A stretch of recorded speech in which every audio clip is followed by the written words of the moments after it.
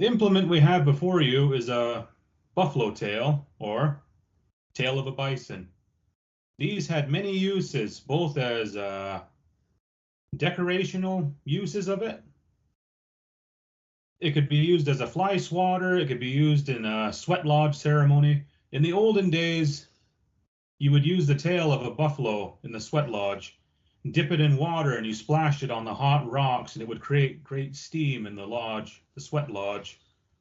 Then they would commence with their ceremony, or as you can see, grazing buffalo or horses today, when they are being bothered by the horsefly, you'll see their tail flicking around, swinging.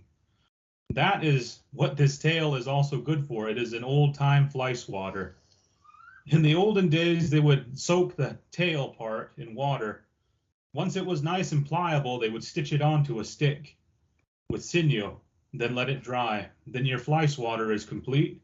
Or it could be used for personal adornment or ceremonial usage. Typically, though, men, when they would go out courting or dancing, they would tie a buffalo tail in the back of their head on a braid going down. It was a good decorational thing, and it made you stand out. So this thing had many uses. My father can speak of one that he personally had accounts of. My grandmother was she had what was called a teepee bundle. It was handed down from generation to generation. Only a woman could see it, it opened. Within, my mom shared a part with me that there was a buffalo tail in her bundle. And she opened the bundle a certain way, and she would, all the girls would be locked in a shed together because they didn't want no boys in there. No men could see this. It was strictly for the woman. And so all the girls, the girl cousins, they would lock themselves in one of my grandmother's shed and turn on the lantern because it was dark in there. And she would cut off parts of this buffalo tail to make the adornments on a teepee. The decorations that went on each side and up the side of the door, when she got done, she would wrap it again the same way. There was a certain way she had to wrap it. After they had cut a lot of it off with a knife. And the next time that she opened it, this buffalo tail was full again. It was like brand new. This was the magic of the buffalo medicine that was given to the Indian people.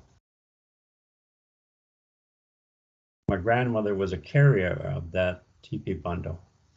And her life had to be real strict because she could not talk with men. She could not joke with men. It was, she used one of the grandsons or granddaughters, usually the grandsons, to tell when to invite people to come and eat. My grandmother never ate with them. She set the table and she would say, call them in. And if she had food to give them to take home, she would make a small bundle and she would say, tell them to take this home. He doesn't have anyone to cook for him.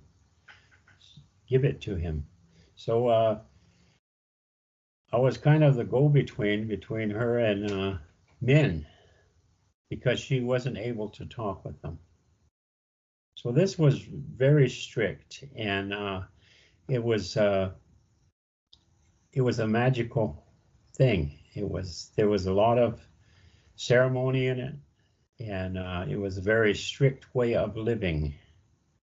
So I was very fortunate to have had a grandmother that knew of this, that was the carrier of this.